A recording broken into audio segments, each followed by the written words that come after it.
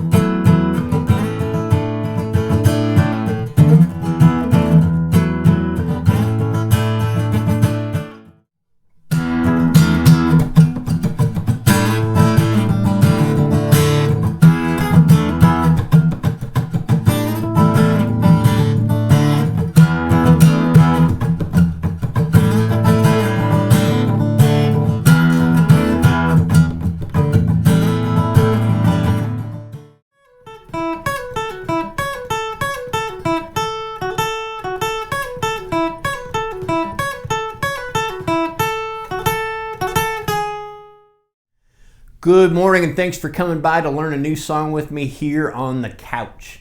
Boy, do we have a good one for you today.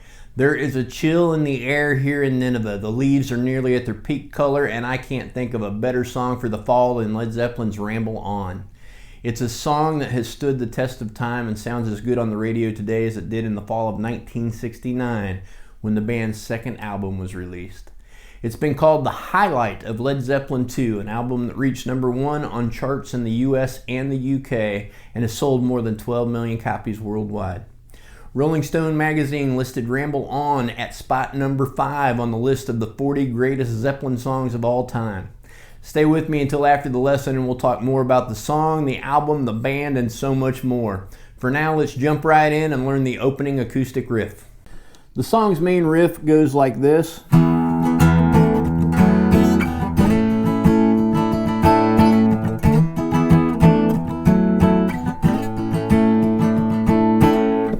It is in standard tuning, so that's easy, but there's some unique chord voicings, at least in this first part, and throughout the song really, but mainly this first part.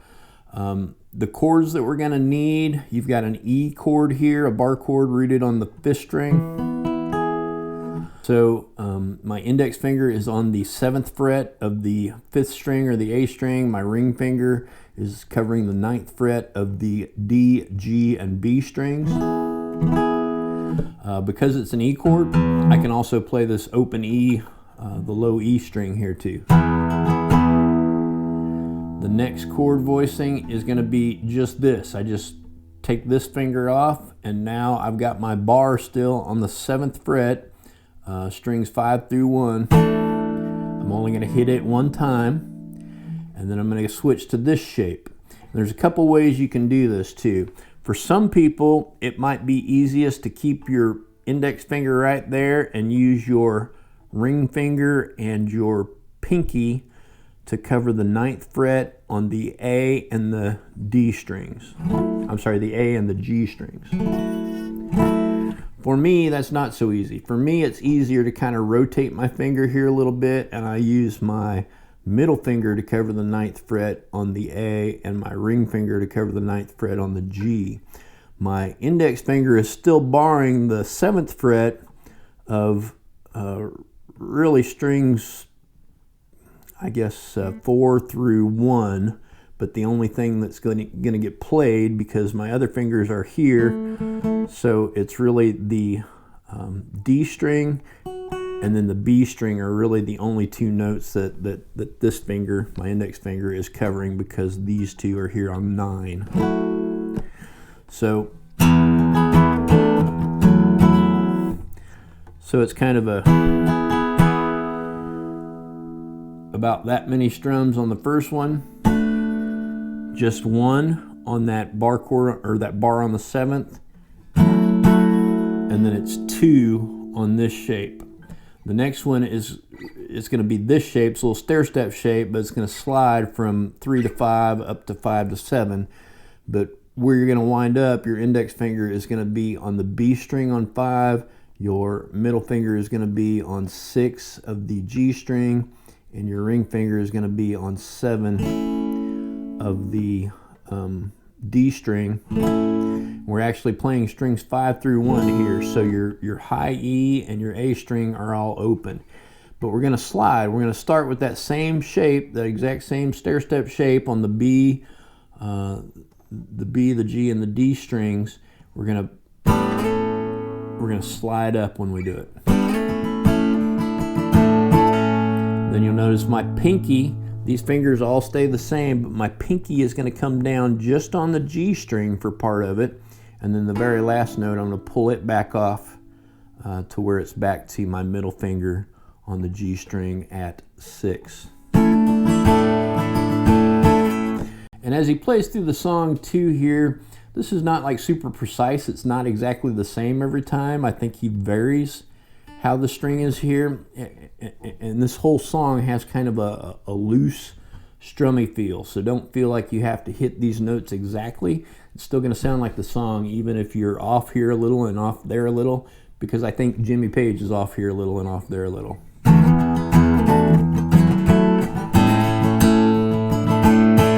It's just kind of a fun, jangly, open, airy kind of constant strumming. Another main thing to keep in mind is that your arm or your hand, if you use your wrist or your elbow, however you strum, needs to keep moving throughout this.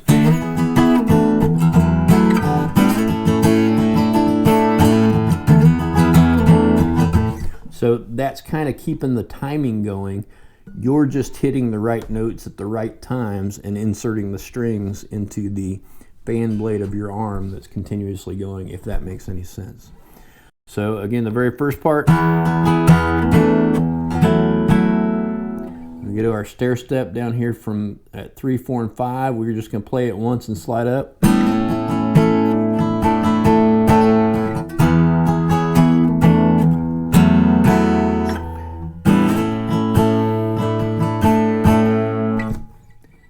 After the first time, you're also going to slide up into that first shape.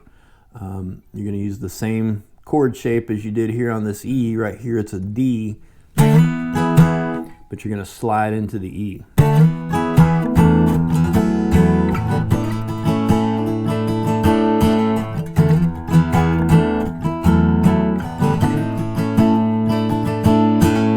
You got a couple different slides there to mix in with these chord shapes, which might be a little bit unique or unusual to you.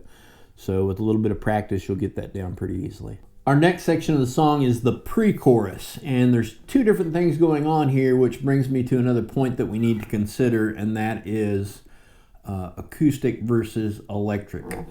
So in this pre-chorus section, there is an underlying chord progression that's played on acoustic guitar.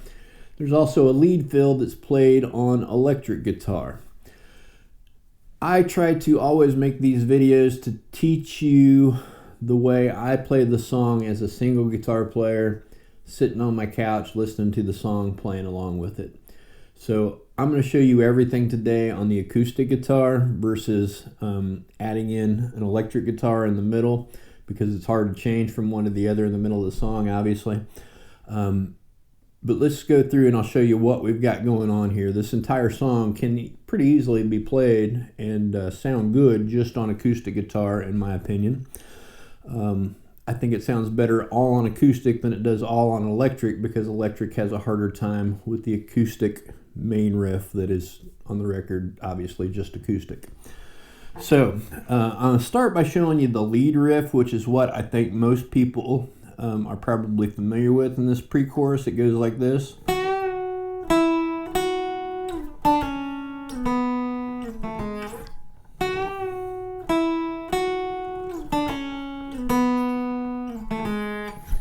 That's it. It's pretty simple. It is a bend up on the 11th fret of the G string. We bend it up, write it back down, then we play the 9th fret, back to the 11th fret. Then we're going to drop down to the 7th fret. We're going to pull off from 7 to 6. Then we're going to hit 4. And then we go down, and then we just pull off from 2 to 1. And that's it.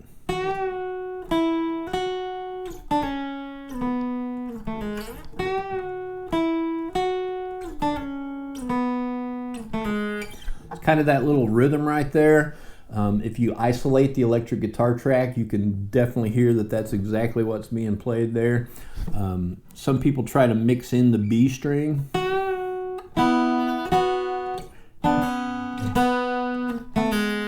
You can do that if you want to, because it kind of adds a little bit more of the element of the underlying chord progression as well. The chord progression goes like this.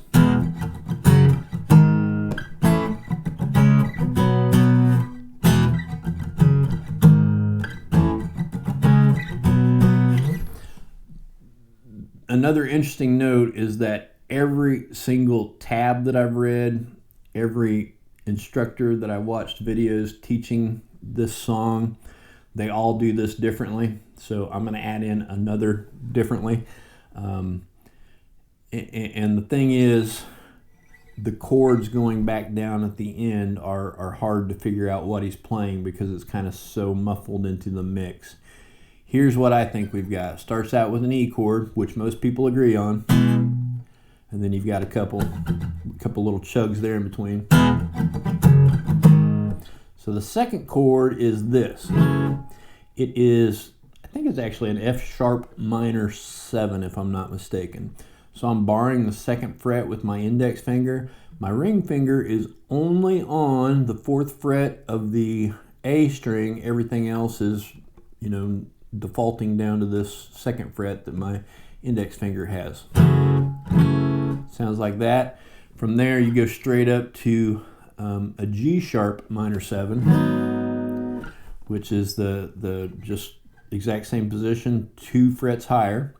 Then we go to an A, which you can either play it like that if you want to. I just borrow it. You can even play the A5 or an A power chord right there. And then we go back down.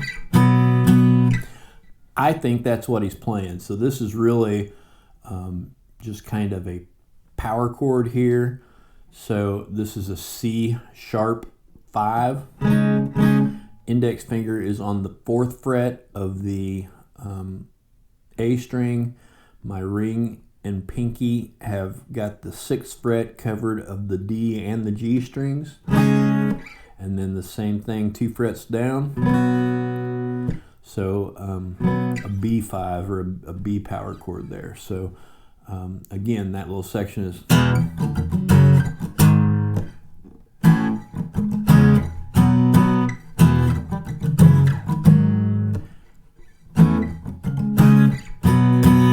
At the same time, you got the.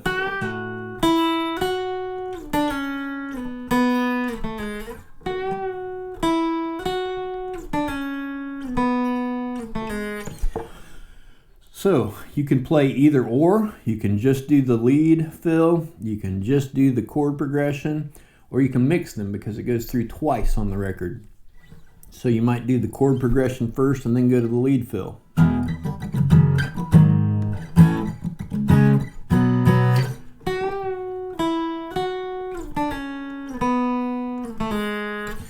Either way, we go into the chorus next.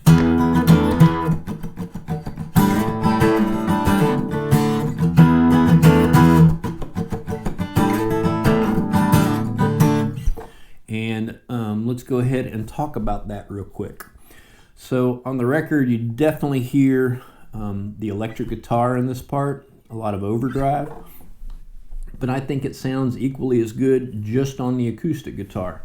I'm sure some people would differ, have a different opinion there, but the acoustic guitar is still playing. It's playing the same thing in the background. So if you listen to the isolated acoustic and the isolated electric guitars, you'll hear them both playing this passage. The only difference is the part, so that the chugs or the whatever you call that in between, the muted parts of the progression, those are only on the acoustic. The electric guitar is not doing that. So the acoustic can do both here and sound good. If you try to do that part on the electric, it doesn't sound quite as good. We start out with that E bar chord, just like we started the first riff with. And we go one time back to this and then right back to the E. So we don't have this part of the intro riff.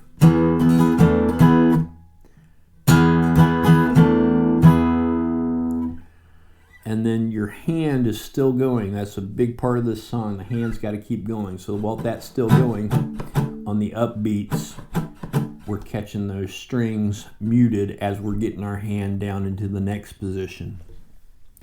The next chord is kind of similar to what we did earlier with the stair step, but we're going to leave our middle finger out of it. So we're barring this time. Instead of the E being open, it's going to get barred on the 3rd fret with the B string. G string is going to be open, nothing plays it, and my ring finger is on the D string at 5.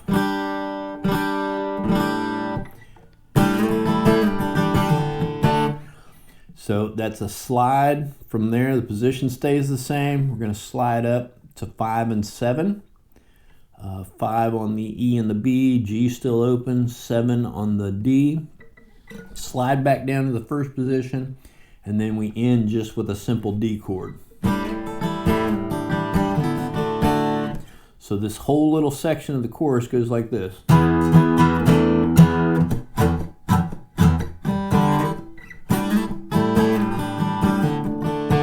Sorry, I hit the wrong string there.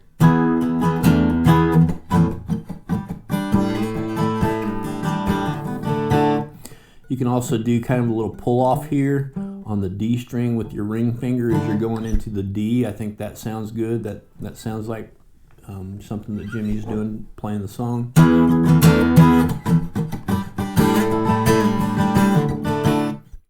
So the structure of the song is you have the main riff for the introduction, then you have the first verse, that main riff continues to play through, then you have a pre-chorus, you have the chorus, you go back into the verse, play through the verse again, and after the verse you have a second pre-chorus, and it's a little bit different. This one is like this.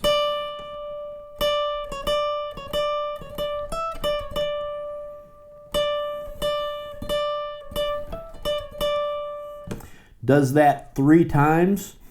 Basically, it's all right here on the B string, on the 15th fret. I let that ring for a little bit, and then you can either pull off or pick whatever you think sounds best to you. So we're just pulling off or picking. You can do either way. I think the pull off probably sounds better, but you're pulling off from 15 to 14 and then hitting the 15 again right away and picking it. After you go through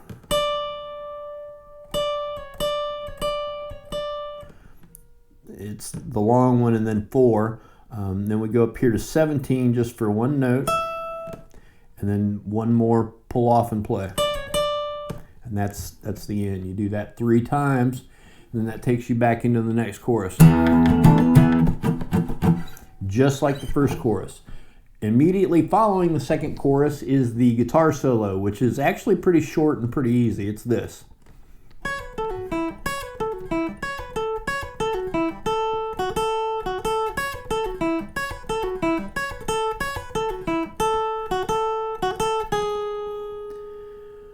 That's the whole guitar solo. It goes back into the verse after that. It has a 3rd verse. The 3rd pre-chorus is exactly like the first pre-chorus with both that chord progression and the little lead element that we learned the first time through. Then it goes back into the chorus, and then that chorus, that pattern of the chorus,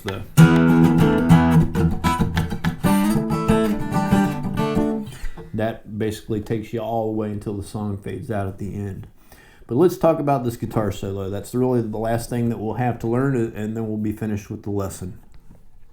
It's all here at the 7th and the 9th frets and the 10th. But my index finger, I'm going to bar the E and the B string. I'm going to pull off from 9 to 7 on the E, and then from 10 to 7 on the B, and then I'm going to wind up at 9 on the G. And this is technically the right way to play it with your pinky here on the 10th fret, ring finger on the 9th. Middle would be your the 8th fret here if we had any notes on it, which we don't, and then index finger on the 7th.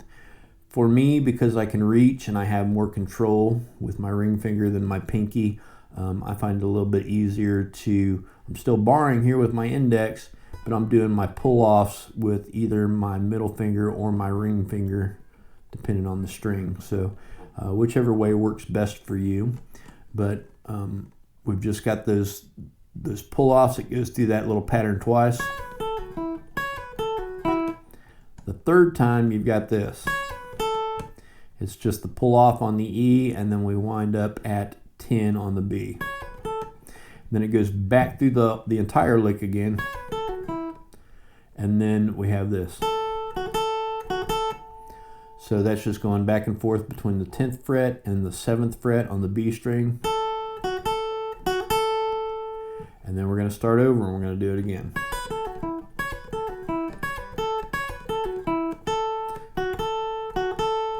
But this time, at the very end, we have the 9th fret on the B.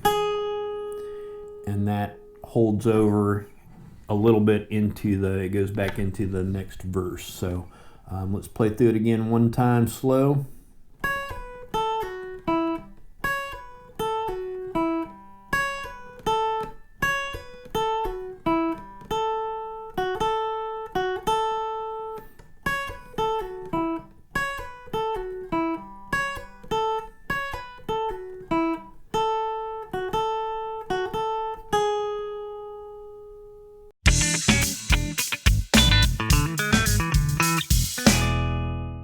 I first remember liking Led Zeppelin's music in 1979 when the album In Through the Outdoor had multiple hits on rock radio.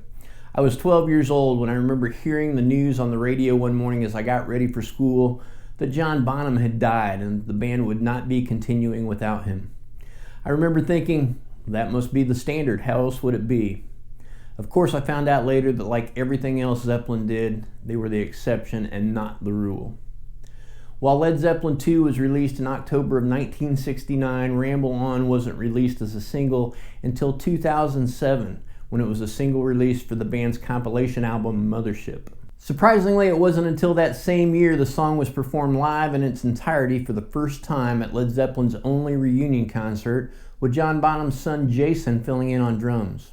The song mixes contrasting folk and blues-based rock elements in a way that is quintessential Zeppelin. The lyrics are about the journey of life and metaphorically reference J.R. Tolkien's The Lord of the Rings. I appreciate this aspect of the song because I also recognize that life is a journey and a great adventure. For Christians, this is a readily known and accepted fact. We are all on a path that leads somewhere. God's word says that there are two paths. There is a straight one with a narrow gate that leads to life, and few there be that find it. Along the way, there are battles and a great spiritual war being waged in an unseen realm. There is also a broad path with a wide gate that leads to destruction, and many unwisely try to go that way. The good news is that much like the lyrics of another Zeppelin song, if you have ears to hear, there's still time to change the road you're on. If you'd like to be assured that you're on the path that leads to life, I'd encourage you to pick Jesus. I'd encourage you to seek Him with all of your heart. John 14:6 says that He is the way, He is the truth and the life, and that no one gets to the Father but by Him. If you like what I'm doing here, please give me a thumbs up and subscribe to the channel. Leave your requests in the comments. I always try to accommodate those as soon as I can. There are also affiliate links in the description if you could use a new set of strings or if you'd like to own any of the gear that I use here in these videos. Thank you so much for watching, and I very sincerely hope to see you back again soon, right here on the couch. The